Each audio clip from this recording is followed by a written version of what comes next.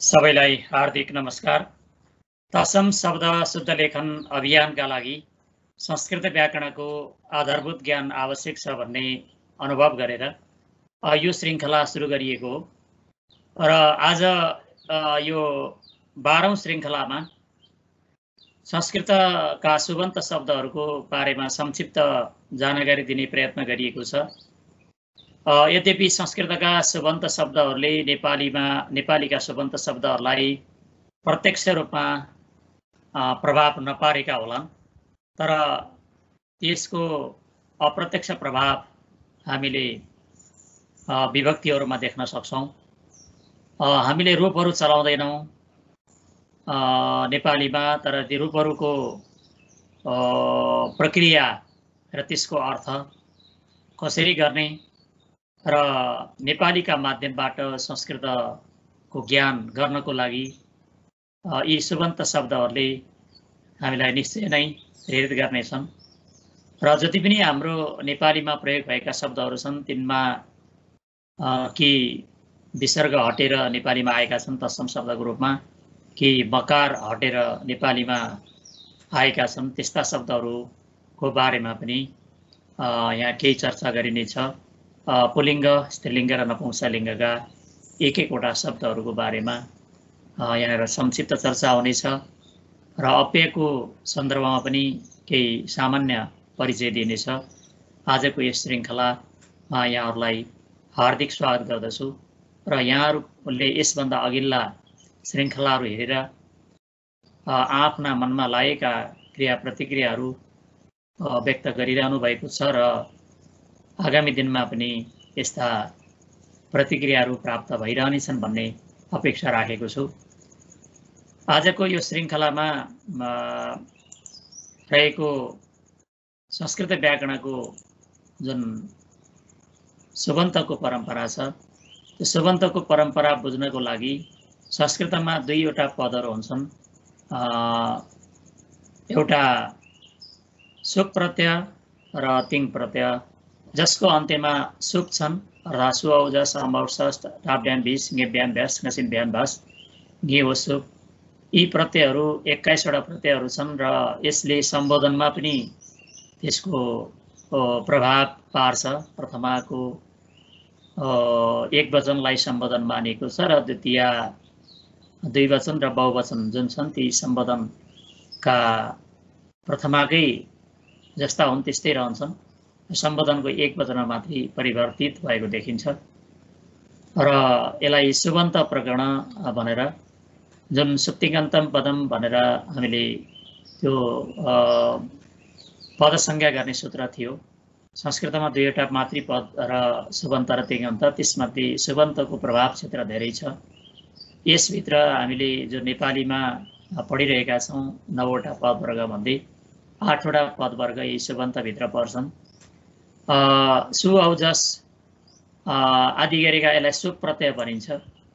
यी सुप प्रत्यय अन्तमा हुने भएको हुनाले राम, रामौ, रामा आदि शब्दलाई सुबन्त भनिएको हो र सुबन्त शब्दको निर्माण प्रक्रिया अध्ययन गरेको प्रकरणलाई सुबन्त प्रकरण भनिन्छ र लघु, मध्य र सिद्धान्त कौमुदीमा तीनवटै प्रकरणमा यसलाई सुबन्त प्रकरण भनेर अजन्त र हलन्त गरी दुई प्रकारमा विभाजन गरिएको छ।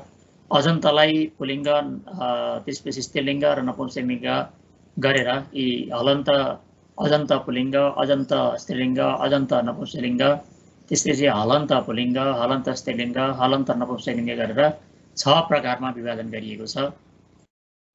र अव्यय, स्त्री प्रत्यय, कारक र समास प्रकरणहरू पनि सुबन्तभित्रै पर्दछन्, परन्तु तिनलाई छुट्टा छुट्टै प्रकरणमा अध्ययन गरिएको छ कौमुदीमा पनि। र सिद्धान्त कौमुदीको प्रारम्भदेखि समाजसम्मको अंशलाई पूर्वार्ध मानिएको छ भने त्यसभन्दा पछाडिको लाई उत्तरार्ध वा तिङन्त भनिएको छ। तिङन्त र कृदन्त उत्तरार्धभित्र राखिएका छन् र यसमा विशेष गरेर पुल्लिङ्ग, स्त्रीलिङ्ग, नपुंसकलिङ्गका आधारमा, अजन्त र हलन्तको आधारमा षड्लिङ्ग भनेर प्रचलन रहेको छ। त्यस पछाडि अव्ययको चर्चा गरिएको छ। यसले 7 प्रकारको प्रकरणहरू लघु कौमुदी, मध्य कौमुदी र सिद्धान्त कौमुदीमा चर्चा गरिएको छ। प्रत्येक प्रातिपदिक भनिन्छ त्यसलाई। प्रातिपदिक शब्ददेखि सुअवजस शब्द यी प्रत्ययहरू लाग्छन्। यी सातै विभक्ति र सम्बोधनमा समेत प्राय प्रत्येक शब्दका 24वटा रूपहरू हुन्छन् एउटै शब्दका। र त्यसरी निर्माण गरिने प्रत्ययहरू सुप्रत्ययहरू यस्ता छन्। सुअवजस सुअवजस यो प्रथमा विभक्तिमा लाग्छ। यसको नेपालीको अर्थ हो ले, अर्थात् विभक्ति चिन्ह भन्नु र नेपालीको अर्थ भन्नु एउटै हो। जस्तो राम भनेर आयो भने रामले, रामम भनेको रामलाई, रामेण रामद्वारा, रामाय रामका लागि, रामात रामदेखि, रामस्य रामको, रामे राममा राममाथि, हे राम भन्दा यसरी सुको नै आएको छ। यहाँ जुन चाहिँ छ यो सुको नै विभक्ति चाहिँ यो प्रथमाको भेदमा आएको हो। यो प्रथमाका जति पनि आएका छन् यी सुकै आएका छन् र सुमा पनि यो प्रथमाको चाहिँ बढी यो भेद देखिन्छ। यसका रूप चाहिँ अब यहाँनिर हे राम भनेर चाहिँ यहाँ राम भन्दा विसर्ग हुन्छ भने यहाँनिर गर्दा परिवर्तित हुन्छ। यो चाहिँ परिवर्तित रूपमा यो मुख्य रूपमा हेर्ने। र हामीले नेपालीमा अब नेपालीमा द्विवचनको व्यवस्था नेपालीमा छैन। अब नेपालका लिम्बू भाषाका केही भाषिकाहरूमा यो द्विवचनको नि व्यवस्था छ।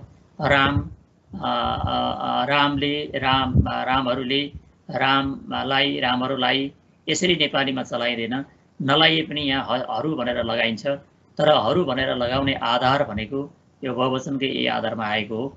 र यसलाई प्रथमा द्वितीय जति पनि विभक्ति छन् 7वटा विभक्ति, 7वटा विभक्तिको प्रेरणा यो प्रभाव चाहिँ नेपालीमा यो संस्कृतको सुबन्त प्रकरणबाटै गएको हो। प्रथमा द्वितीय तृतीय चतुर्थी पञ्चमी षष्ठी सप्तमी यसरी किन राखियो त भन्दा विभक्ति भनेको स्त्रीलिङ्गी हो।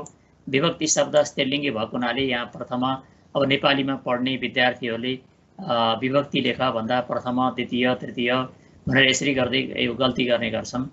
यो सामान्यतया के हो भने यसलाई किन प्रथमा राखिएको होला? नेपालीमा प्रथमा भनेर चाहिँ त प्रथमा भयो, भइन् छात्रा प्रथमा भइन् भनेर यसरी भनिँदैन। प्रथमा छात्रा अब यसरी चाहिँ भनिँदैन। त्यस कारणले गर्दा यो प्रथमा किन राखिएको होला भन्ने पनि जिज्ञासा लाग्ला। यो सामान्यतया यो विभक्ति बी उपसर्गपूर्वक भजधातुदेखि कितिन प्रत्यय भएर ती प्रत्यय भएर विभक्ति शब्द बनेको छ जसले विभाजन गर्छ भन्ने अर्थ हो यसको। र यसमा सामान्यतया प्रथमा द्वितीय तृतीय यी चाहिँ आकारान्त भएको हुनाले आ लागेको हो। अनि यहाँ चाहिँ यी सबैमा इकारान्त लागेको छ, स्त्रीलिङ्ग नै हुन्। यो चाहिँ आधारमा हामीले यी विभक्तिलाई यसरी बुझ्न सक्छौँ। र यसका ले प्रथमा, लाई द्वितीय, लेद्वारा तृतीय भनेर नेपालीमा पनि यसरी पढिरहेका छौँ। यो पढ्ने आधार चाहिँ यो यसरी नै गएको हो। यहाँ बहुवचनमा हरू जोड्दै जाने र अरू विभक्तिको अर्थात् गर्न पर्नु अर्थ गर्नु पर्यो भने पनि हामीले कुन विभक्तिको कुन रूप हो भनेर हेऱ्यौँ भने त्यसको अर्थ गर्न गाह्रो हुँदैन। संस्कृत सिक्ने प्रारम्भिक तहका विद्यार्थीहरूको लागि पनि यसले प्रेरित गर्नेछ। र यो सम्बोधनमा यो प्रथमाकै भेद हो।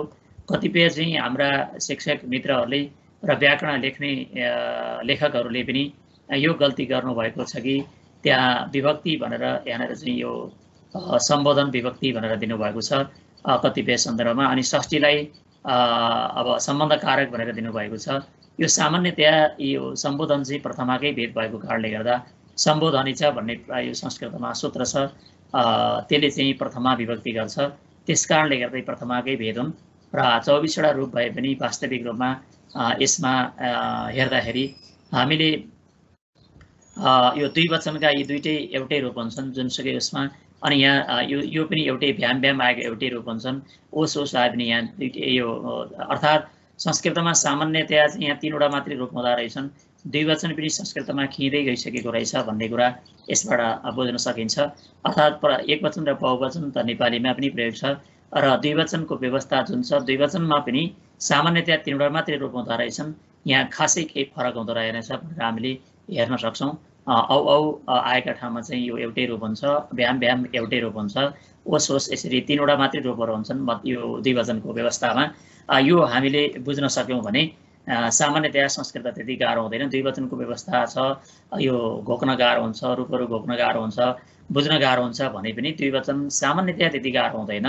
अरूमा चाहिँ अब यो जहाँ जहाँ स लागेको छ यो स लागेका ठाउँमा चाहिँ विसर्ग यसरी आउँछ, जहाँ जहाँ स लाग्छ स लागेका ठाउँमा यस्तो यस्तो ठाउँमा चाहिँ यो सको ठाउँमा चाहिँ विसर्ग हुँदै हुँदै जाने हो। यो चाहिँ सामान्यतया यस्तो छ।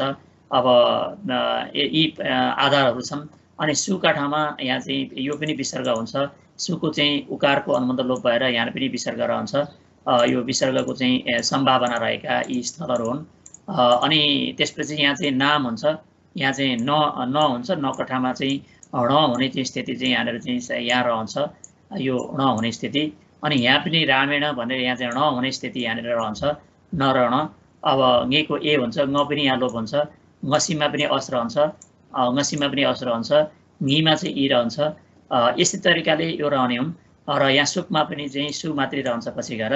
यस कारणले गर्दा किन यसलाई सुक प्रत्यय भनेको त भन्दा सुदेखि लिएर अन्तिममा के छ त यहाँ प छ, यो सुकलाई चाहिँ प्रत्याहार मानेर एक प्रकारको यसलाई चाहिँ सुक प्रत्यय भनेर यसलाई बुझ्ने गरिएको। सुदेखि लिएर अन्तिमको पसम्मका यति 21वटा विभक्ति भएको हुनाले यसलाई चाहिँ यो चाहिँ सुक प्रत्यय भनेर बुझिएको। अब हामीले संस्कृतमा बुझ्ने क्रममा यी प्रत्ययहरू पुल्लिङ्गमा, स्त्रीलिङ्गमा, नपुंसकलिङ्गमा भिन्न भिन्न तरिकाले हुन्छन्। र विशेष गरेर यो नपुंसकलिङ्गमा यी दुईटा अलिकति फरक हुन्छन्। यो दुईटा श्रेणी मात्रै फरक रहन्छ, प्रथमा र द्वितीयको मात्रै चाहिँ बुझेपछि अरू चाहिँ पुल्लिङ्गमा जस्तै तरिकाले चलेका देखिन्छन्। र अब अकारान्त, इकारान्त, उकारान्त, ऋकारान्तमा यी भिन्न भिन्न तरिकाको आए तापनि नेपालीमा धेरै जसो के छ भने अकारान्त रूपहरू बढी छन् र इकारान्तकारी रूपहरू छन्। हामीले अकारान्त इकारान्त हेऱ्यौँ भने त्यसको विसर्ग कहाँ कहाँ भएको रहेछ, विसर्ग मात्रै हेरेपछि पुग्छ। यहाँ अब यहाँ ण पनि हुनसक्छ, अब यहाँ ण हुनसक्छ। यी दुईवटा चाहिँ बढी ख्याल गर्ने। अब अरूमा त्यति धेरै जटिलता संस्कृतमा पनि देखिँदैन र हामीले नेपालीमा यो हेर्दै गयौँ भने नि यी विभक्ति हामीलाई हुबहु रूपमा यो आएको छ, विभक्तिका चिन्हहरू यो आएको छ। यी कुराहरू चाहिँ हामीले हेर्दै जान सक्छौँ। र यो किन यस्तो भएको भन्ने सन्दर्भमा यो संस्कृत व्याकरण पढ्ने विद्यार्थीहरूले बढी यसलाई प्रयोग गर्दा चाहिँ यसलाई अवलम्बन गर्ने यी नियमहरू छन्। यी सबै चाहिँ यहाँनिर अहिले नेपालीको तत्सम शब्दको बुझ्ने सन्दर्भमा आवश्यक नभएको हुनाले यसको विस्तृत अध्ययन र चर्चा गरिएको छैन र यो इच्छुक महानुभावहरूले यो किताबबाटै हेर्न सक्नुहुनेछ। यो पुल्लिङ्गमा राम, सर्व, विश्वपा, हरि। अब नेपालीमा चाहिँ यो शब्द राम शब्द हुन्छ, हरि शब्द हुन्छ, गुरु शब्दका प्रयोगहरू छन्। अनि त्यसपछि गएर कुमारी शब्दका यो त्यति धेरै प्रयोग त आउँदैन, तैपनि यो हेर्न सक्छौँ। पितृ, भातृ, माता, पिता, भ्राता यो आउन सक्छ। यी शब्दहरू हामीले चाहिँ यो हेर्न सक्छौँ। कुमारीको चाहिँ यो इकारान्तको सन्दर्भमा मात्रै यसलाई सामान्यतया चाहिँ राम, हरि, गुरु, पितृ एक अकारान्त, इकारान्त, उकारान्त र ऋकारान्त शब्दहरू हामीले कम्तीमा पनि बुझ्न सक्यौँ भने नेपालीको लागि नै यिनले चाहिँ प्रभाव पारेका छन् तत्सम शब्दको रूपमा। र यसको रूपहरू चलाउँदा अब 11 चाहिँ केही पनि छैन, त्यही माथिका प्रत्यय जोड्दै जोड्दै जाने हो। जोड्दै जोड्दै जाँदा औ औ थियो, त्यहाँ भ्याम भ्याम भ्याम भ्याम थियो। अब त्यसपछि यो ओस ओस थियो, ओस ओसको ठाउँमा चाहिँ यहाँ चाहिँ स हुन्छ, उसको ठाउँमा पनि यहाँनिर सको सम्भावना रहन्छ। यो सको ठाउँमा पनि यो चाहिँ सामान्यतया हामीले ख्याल गर्न सक्यौँ भने यहाँ पनि छ यो सम्भावना। अकारान्तदेखि बाहेकमा अरूमा पनि यो सम्भावना रहन्छ यसमा। यसरी हामीले हेर्दै जान सक्यौँ भने यसलाई सामान्यतया चाहिँ यो चाहिँ सकिन्छ, यो गाह्रो चाहिँ छैन। अब यो रूपहरू चलाउँदा सु आयो, सु औजस गर्दा राम, रामौ, रामा, रामम, रामौ, रामान, रामेण, रामाभ्याम, रामै, रामाय, रामाभ्याम, रामेभ्य, रामात्, रामात् यहाँ विकल्पले हुन्छ, रामाभ्याम, रामीभ्य, रामस्य, रामयो, रामाणाम, रामी, रामयो, रामेषु, हे राम, हे रामौ, हे राम। अब जस्तै यहाँ चाहिँ के छ, माथि विसर्ग छ, यहाँ चाहिँ छैन। यो चाहिँ यति मात्रै फरक सम्बोधनमा 24वटा रूपहरू भए पनि अब यहाँ यो दुईटै चाहिँ के छ, माथिको जस्तै छ। अब यहाँ पनि दुईटा के छन्, एउटै छन् यी दुईटा। त्यसपछि यहाँनिर चाहिँ यो 3टा एउटै छन्, 3टाको आधार एउटै छ। अनि यसमा पनि के छन्, यो 2टा एउटै छ। अब यहाँ भ्यास भ्यास भएको हुनाले यहाँ पनि एउटै छ। यो चाहिँ हामीले सामान्यतया हेऱ्यौँ भने कहाँ कहाँ के फरक भयो भनेर हेऱ्यौँ भने यो सजिलो हुन्छ। रामले, रामलाई, राम। अब त्यही संस्कृत जो चाहिँ लेलाई आदि हामीले जोड्दै गएपछि यसको अर्थ हुँदै जान्छ। रामेण भनेर आयो भने रामद्वारा, रामाय रामका लागि, रामात् रामदेखि, रामस्य स्यको मात्र यहाँ फरक हो, स्यको अर्थ को हो भनेर यसरी हेऱ्यौँ भने यो चाहिँ गाह्रो हुँदैन। यो चाहिँ अकारान्त शब्द नेपालीमा धेरै प्रयोगमा आएका छन्। अब सर्व शब्द छ, सर्व शब्दमा अब यो राम शब्द बुझ्ने व्यक्तिले सर्व शब्दको यति चाहिँ 5 ठाउँमा यो सामान्यतया यति चाहिँ मात्रै हेऱ्यो भने यसमा चाहिँ केही गाह्रो चाहिँ हुँदैन। अरू फरक चाहिँ छैनन्, यति मात्रै फरक छ। यति फरक गर्ने सूत्रहरू सुनाएर यसले चाहिँ बनाउँछ। अरू चाहिँ राम शब्द तयारी गरेपछि यो शब्द सर्व शब्द सजिलो भयो यो रूपहरू चलाउन। त्यसमाले यो जगको रूपमा यो राम शब्दलाई लिएको छ र यही आधारमा अब नेपालीमा प्रयोग भएका धेरै शब्दहरू छन्, जस्तो कृष्ण, मुकुन्द, बालक, पुत्र, जनक, प्राज्ञ, सज्जन, दुर्जन, छात्र, शिष्य, अग्रज, अनुज, मानव, भृत्य, अश्व, हंस, नर, मनुष्य, पितृव्य, काका, पितृव्यको अर्थ काका, दिनेश, उमेश, रमेश, महेश, गणेश, राजेश, सूर्य, चन्द्र, वंश, बानर, बाँदर, गज, हात्ती, धर्म, भैयालो, अनल, आगो, पावक, आगो, अनिल, हावा, उपहार, सेवक, गायक, नायक, पाठक, सञ्चार, विचार, सुलभ, दुर्लभ आदि गरेका अकारान्त शब्दहरूलाई हामीले यही तरिकाले चलाउँदै जान सक्छौँ, गाह्रो छैन। त्यस्तै अब सर्व शब्द जस्तै तरिकाले कसरी चलाउने त भन्दा यिनका रूपहरू चलाउँदा चाहिँ यो तरिकाले यी शब्दहरू पनि चलाउन सकिन्छ।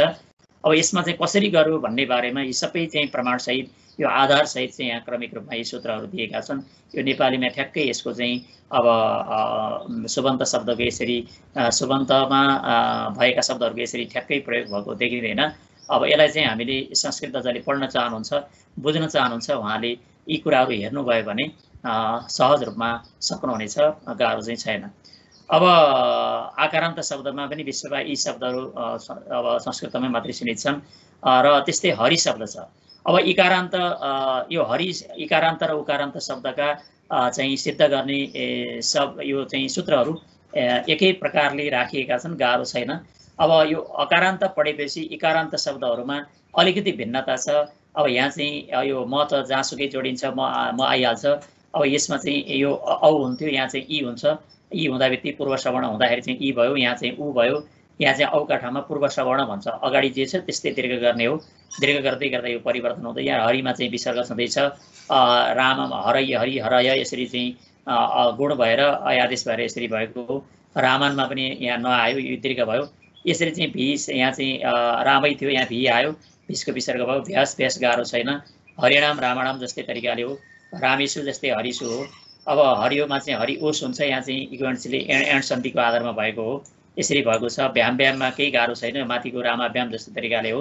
रामाभ्याममा आ जोडिएको थियो, यहाँ जोडिएन, त्यति मात्रै फरक हो। र यसरी चाहिँ अब हेऱ्यौँ र बुझ्यौँ भने यो शब्द पनि गाह्रो छैन। यसलाई कसरी गर्ने भन्ने बारेमा यो यी शब्दका एउटै प्रकृतिबाट जान्छन्। इकारका ठाउँमा चाहिँ ए हुन्छ, उकारका ठाउँमा ओ हुन्छ, त्यति मात्रै फरक हो। यो गुण हुँदै जान्छ र परिवर्तन हुँदै जाने हुन्। यहाँ यी ए हुँदा य भयो, अनि ऊ हुँदा चाहिँ यहाँनिर ओ भएर अब आदेश भएर यसरी परिवर्तन भएका छन्।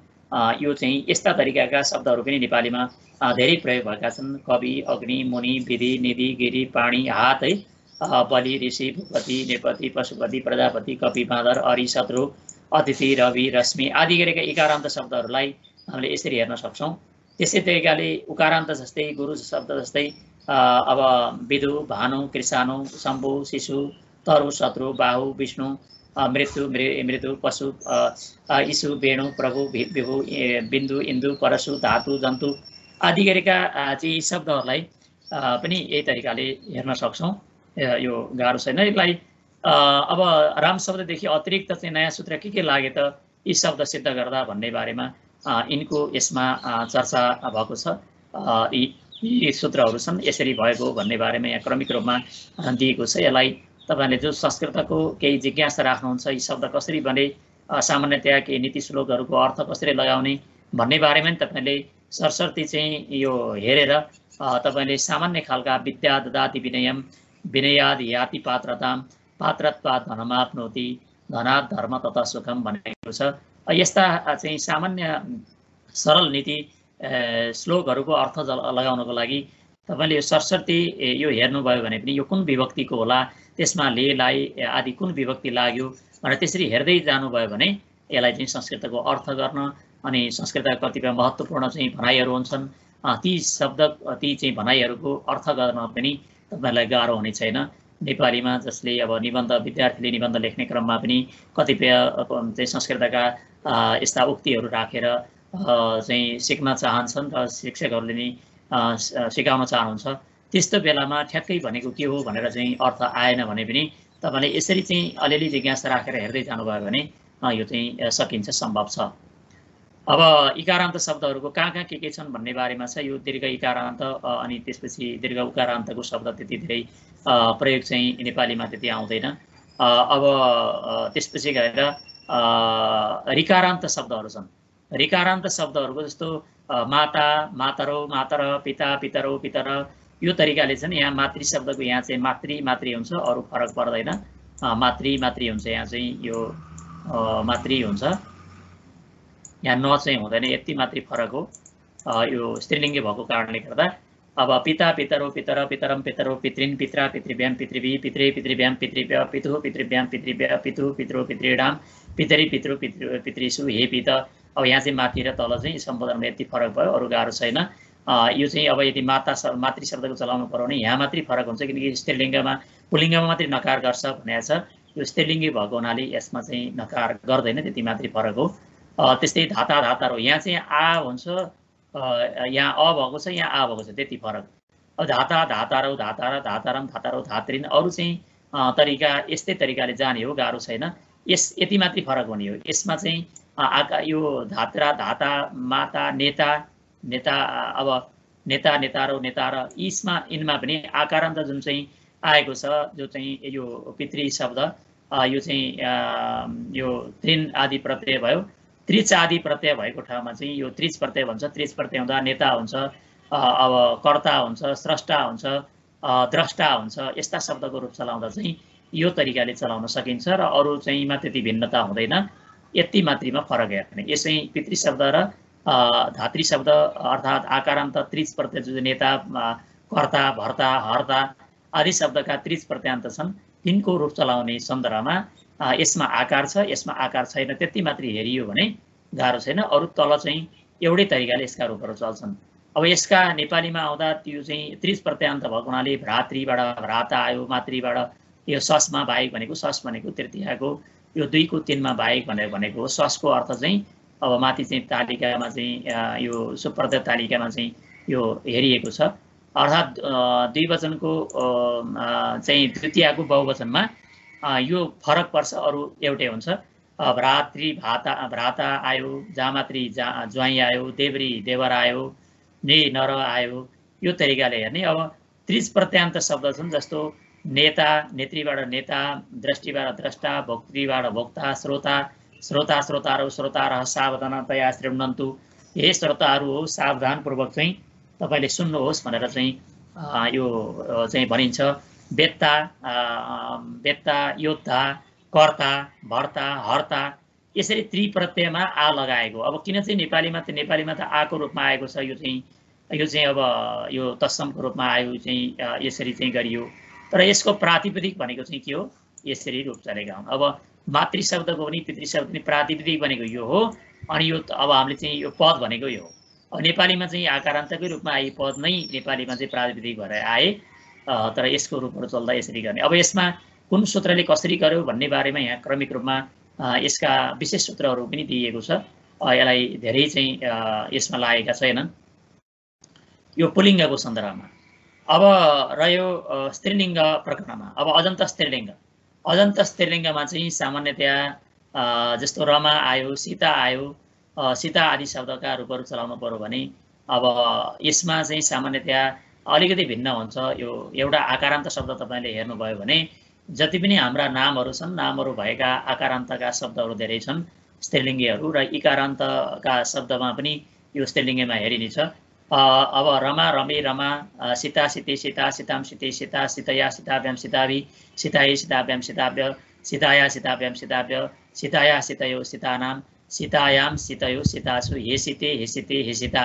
अब यसरी चाहिँ हामीले योलाई पनि आकारान्त, तब जस्तो तपाईँको चाहिँ घरमा कोही अब आमाको, बहिनीको, दिदीका आकारान्त नामहरू होलान्, त्यो नामहरू चाहिँ चलाउनको लागि तपाईँले यही तरिका अप्नाएर तपाईँले चलाउनु भयो भने पनि यो संस्कृतका रूपहरू चलाउन सकिन्छ। तपाईँका आकारान्त का जो चाहिँ घरमा रहेका नातापाता आकारान्त स्त्रीलिङ्गी शब्दहरू छन् तिनीहरूको पनि रूप चलाउन सक्नुहुन्छ र यसको भनेको यही रहेछ भनेर रमाई भनेको चाहिँ रमाका लागि, रमाया रमादेखि, रमाको लागि रमाको, रमायाम रमामा, यसरी चाहिँ यसका रूपहरू चाहिँ चलाउन सकिन्छ, गाह्रो छैन। अब नेपालीमा यसरी आएका शब्द धेरै छन्। सीता, लता, कथा, सुधा, व्यथा, प्रभा, वसुधा, पृथ्वी, सुधा, कन्या, अमृता, विद्या, पूजा, दुर्गा, पाठशाला, अम्बिका, कृपा, दया, माया, वार्ता, वार्तालाप होइन। अब माला, पताका, अब ध्वजा, शाखा, इच्छा, तालिका, कविता, योजना, परीक्षा, छात्रा, प्रथमा, गायिका, नायिका, शिक्षिका, प्रवेशिका, परीक्षा, प्रकाशिका, प्रकाशन गर्नेवाला, यसरी चलाउन सकिन्छ। अब माथि जस्तो सर्व शब्दमा जस्तै यहाँ पनि जस्तो राम शब्द र सर्व शब्द थियो, यहाँ चाहिँ रमा र सर्वा शब्द छ। यो सर्वा शब्दकै आकारान्त भएको, आकारान्तमा चाहिँ कति परिवर्तन हुन्छ यो आधारमा चाहिँ के चलाउन सकिन्छ भन्ने बारेमा नि एका, द्वितीय, तृतीय, विश्व आदिका शब्दहरूको रूप चलाउन सकिन्छ। अब यी चाहिँ आकारान्त स्त्रीलिङ्गीमा परिवर्तन गर्ने सूत्रहरू यति छन्। यी सूत्रहरू चाहिँ हेर्नुभयो भने पनि यसबाट चाहिँ सकिन्छ। अब रह्यो इकारान्त शब्द, कतिपय चाहिँ मती शब्द ती लागेको, दृष्टि आदि गरेका ती लागेका शब्दहरूको पनि यो चाहिँ पुलिङ्गमा चाहिँ अलगै हुन्छ र यो स्त्रीलिङ्गी हो। यो चाहिँ के भने अब बताउँदा चाहिँ मती नाम गरेका व्यक्तिहरू पुलिङ्गी भेटिन्छन्, तर यो चाहिँ शब्द चाहिँ के हो भने यो कितिन प्रत्यय लागेका शब्दहरू स्त्रीलिङ्गी भएको कारणले गर्दा सृष्टि भयो, दृष्टि भयो, यस्ता शब्दहरूमा यो चाहिँ रूपहरू यसरी चल्छन्। यो चाहिँ अब हरिहरि हरायो जस्तै तरिकाले चल्ने हो। यसमा चाहिँ सामान्यतया चाहिँ यो मती भनेर जसरी यो दीर्घ आयो, यहाँ चाहिँ त्यो भिन्न रह्यो। अब अरू चाहिँ मा रूपहरूमा यहाँ डबल यो चाहिँ विकल्पले हुने भएको हुनाले जहाँ ङ चाहिँ गएको छ, नित प्रत्ययमा चाहिँ यो विकल्पको हुने भएको हुनाले यो रूप रहेका हुन्। अरू धेरै जसोमा यो मती शब्द, हरि शब्द जस्तै तरिकाले पनि केही चलाउन सकिन्छ यसका।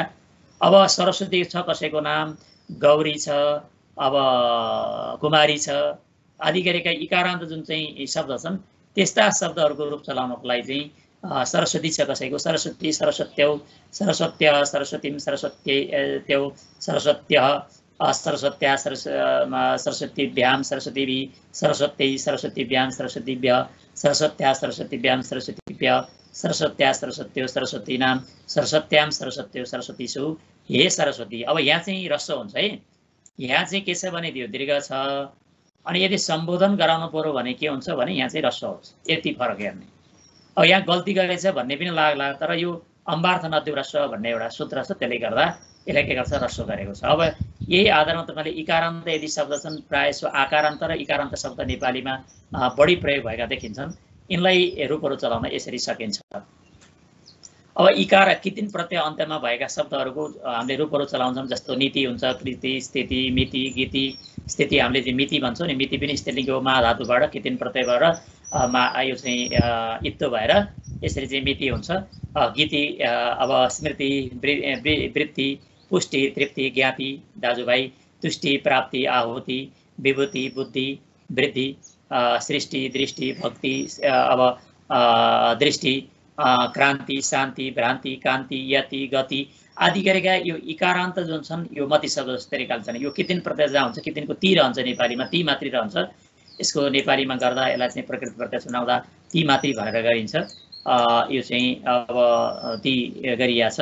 अब त्यस्तै इकारान्त दीर्घ इकारान्त शब्दको चाहिँ जस्तो गौरी आदि गरेका सरस्वती, महाकाली, कुमारी, देवी, नारी, सखी, पुत्री, महिषी, कौमुदी, नगरी, ईश्वरी, पार्वती, दासी, देवकी, कुन्ती, सती, युवती, जानकी, जननी, लेखनी, भवानी, श्रीमती, बुद्धिमती, गुणवती, धनवती, विद्यावती, गरियसी, मालिनी, गच्छन्ती, पठन्ती आदि गरेका शब्दहरूको स्त्रीलिङ्गी रूप पनि यो माथिकै जस्तो तरिकाले, यो नदी जस्तै तरिकाले चलाउन सकिन्छ। अब यो नदी, यो इका दुवै माथि रहेका शब्दहरूको मा कसरी परिवर्तन गरे यी सूत्रहरूले भन्ने बारेमा यी विशेष सूत्र मात्रै यहाँ चाहिँ एउटा सूत्र मात्रै हेरेपछि पुग्छ। अरू सूत्रहरू पूर्ववत जस्तै तरिकाले हामीले यसलाई चाहिँ हेर्न सक्छौँ। अब यो चाहिँ सङ्ख्यावाची शब्दहरू यसरी छन्, यसको ठ्याक्कै नेपालीमा यसका प्रयोगहरू आएका छैनन्।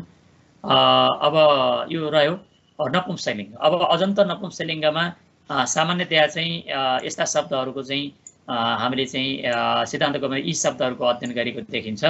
तीमध्ये चाहिँ यस अध्ययनमा यति मात्रै गरिएको छ, र हामीले चाहिँ नेपालीमा हेर्दा यो शब्दहरूको चाहिँ बढी हामीले हेर्न सक्छौँ। जस्तो यहाँ के छ, यो दुईटै एउटै छ।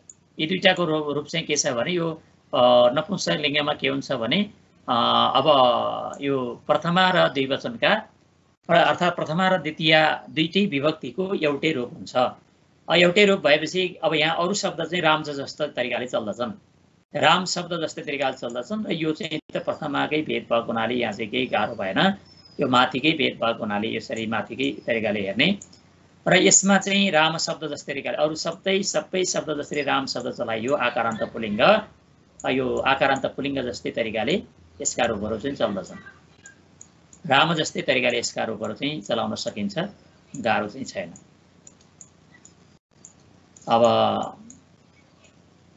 अब जस्तो अकारान्त जस्तो नेपालीमा आउँदा के भयो भने ज्ञान आयो, ज्ञानम थियो, ज्ञानको म हटेर अनि यहाँ चाहिँ ज्ञान आयो। अब राम शब्दको क्या छ, विसर्ग हटेर आयो, यो चाहिँ तत्सम भयो। अरू शब्द हामीले चाहिँ यसरी चाहिँ अब यसलाई संस्कृतको कुन शब्दको अर्थ के होला भनेर बुझ्नको पर्यो भने चाहिँ हामीले यो गर्न सक्छौँ। बारी भनेको पानी हो, यसका रूपहरू छन्। यो चाहिँ अब नेपालीमा ठ्याक्कै यसका तत्समको रूपमा त्यसरी चाहिँ प्रयोग भएर त्यति धेरै देखिँदैनन्।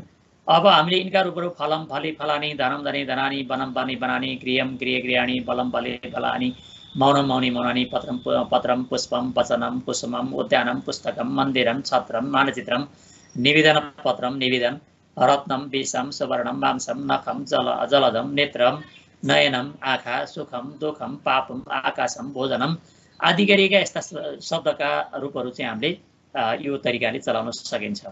अब किन यसो गरेको त भन्दा यहाँ सु र अमका ठाउँमा अम नै गर्छ यो सूत्र छ, त्यस कारणले गर्दा त्यस्तो भयो। अब औका ठाउँमा सी हुन्छ, औ र औ दुईटैका ठाउँमा गर्छ यसले। द्विवचनका रूपहरू सी हुन्छ, सीको ई हुन्छ, गुण भएर ए हुने हो। अब जस र सस दुवैका ठाउँमा सी हुन्छ। यस कारणले यी तीनटा सूत्रले गर्दा यी दुईटा प्रथमा र द्वितीयलाई एउटै बनाइदिएको हो।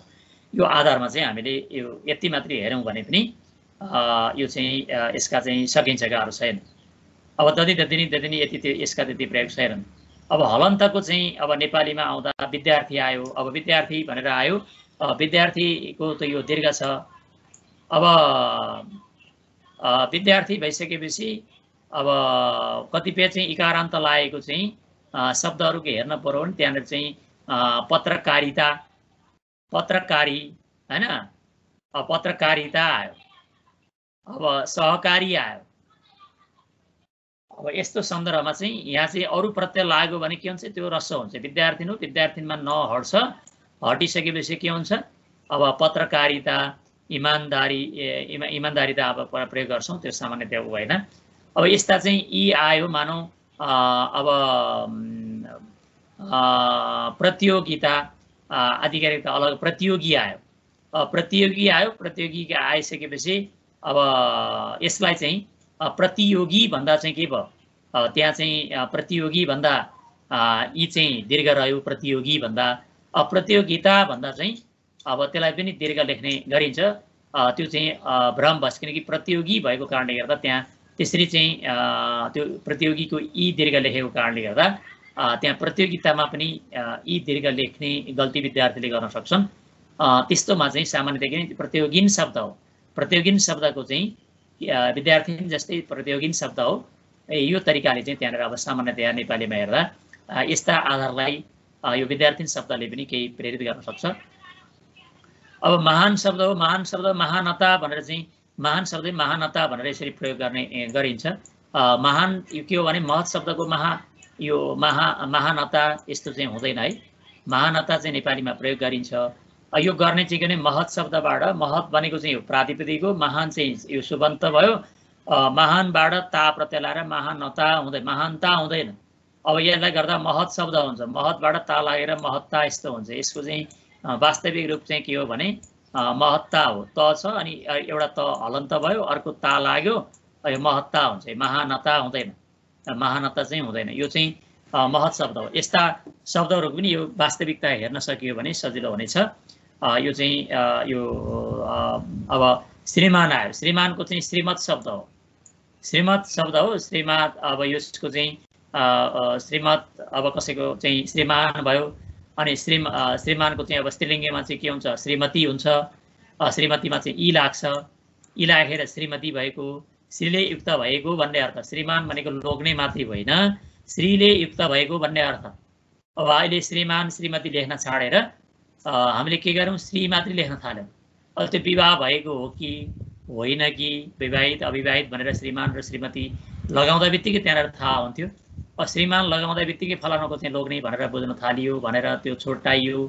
अनि श्रीमती कसैको नाम अगाडि आयो भने त्यो श्रीमती हो स्वास्नी हो भन्ने यसरी चाहिँ गलत परम्पराले गर्दा त्यसलाई हटाए। यो नेपालीमा यो दुष्प्रभाव बढ्दै गएको छ। वास्तविक रूपमा श्रीले युक्त भएको व्यक्तिलाई पुलिङ्गलाई श्रीमान, श्रीले युक्त भएकी महिलालाई श्रीमती भनेर भन्ने आयो। यो चाहिँ श्रीमत शब्दबाट आएको।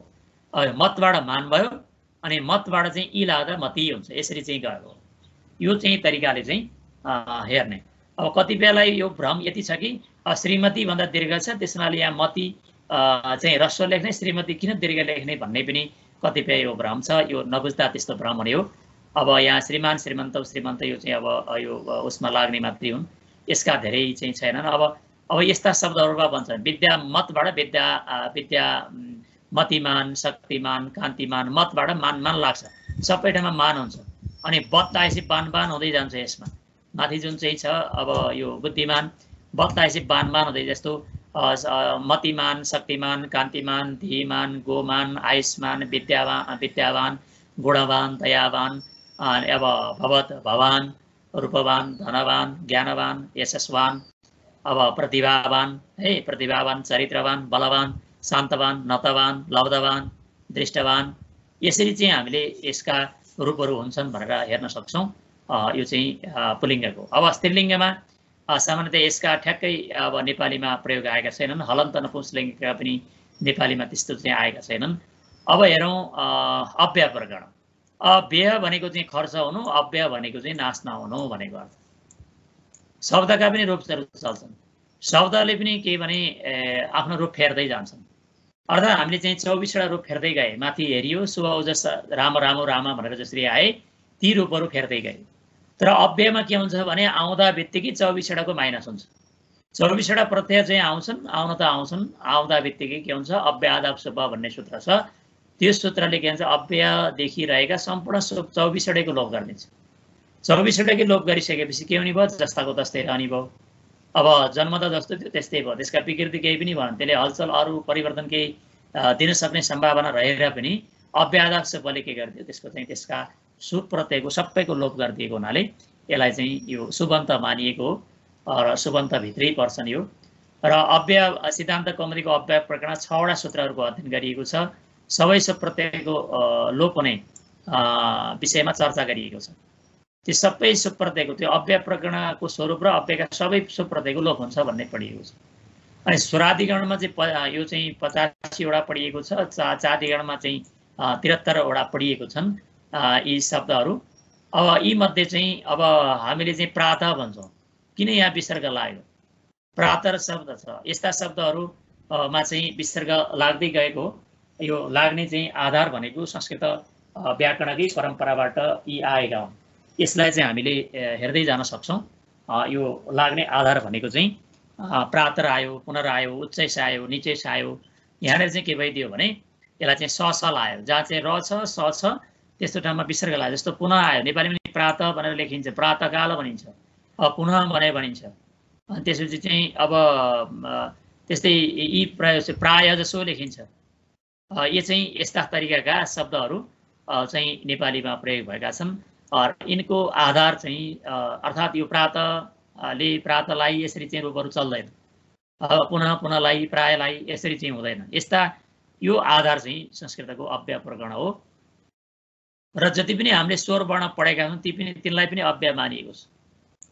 अ आ इ ई उ ऊ ए ऐ ओ औ आदि गरेका स्वर वर्ण यस्तालाई पनि चाहिँ के मानिएको छ, यहाँनिर चाहिँ स्वर वर्णलाई पनि मानिएको छ।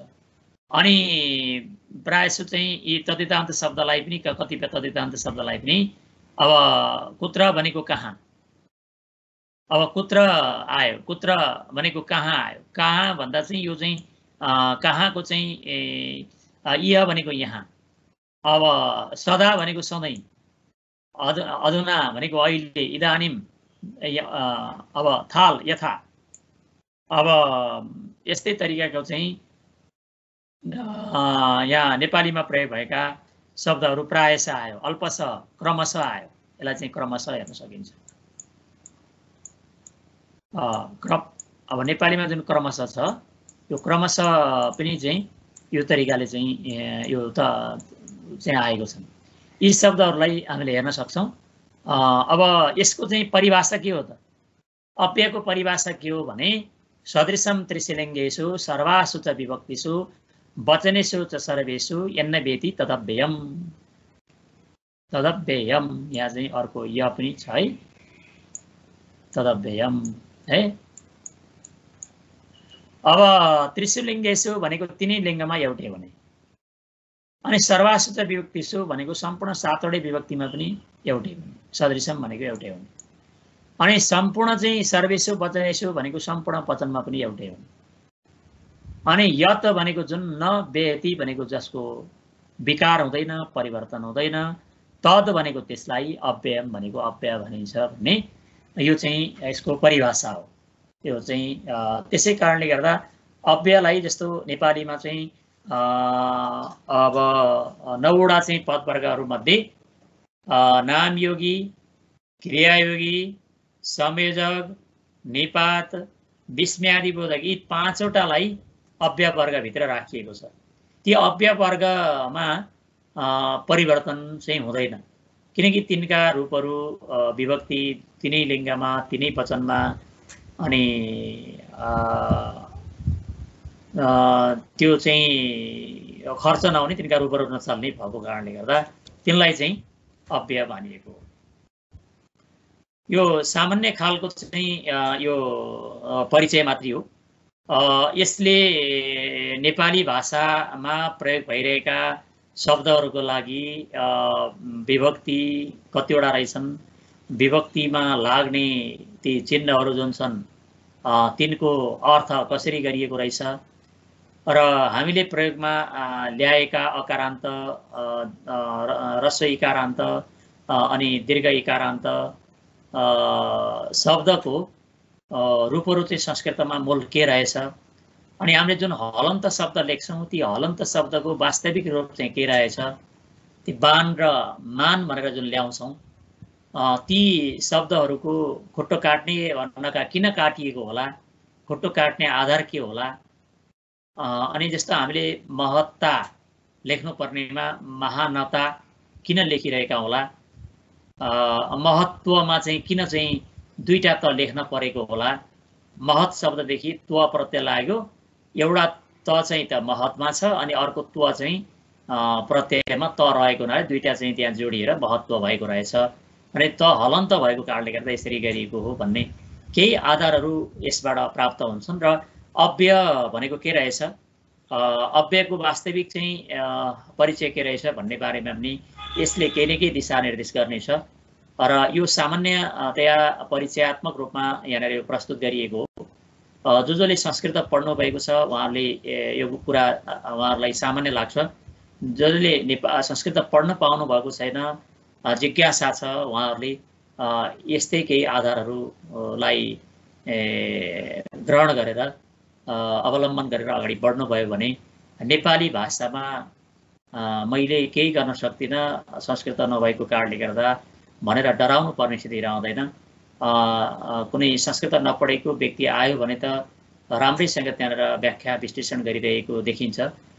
जब संस्कृत पढेको कुनै व्यक्ति यदि अलिक सामान्य खालको चाहिँ ज्ञान भएका व्यक्ति पनि अगाडि आइहाले भने हो यी संस्कृत पढेकाले त गल्ती समातिहाल्छन्, गाह्रो होला भनेर नेपाली पढाउने गुरुआमामा जुन त्रास रहेको छ त्यसलाई निवारण गर्नको लागि पनि यो संस्कृत व्याकरणको सामान्य ज्ञान, सामान्य प्रवेश लिन सक्नुभयो भने स्वाध्यायन मार्फत सक्नुहुनेछ, असम्भव केही पनि छैन। आगामी श्रृङ्खलामा पुनः भेट्ने बाचा गर्दै आजलाई यो 12औं श्रृङ्खलाबाट यहाँहरूसँग बिदा चाहन्छु। धन्यवाद, नमस्कार।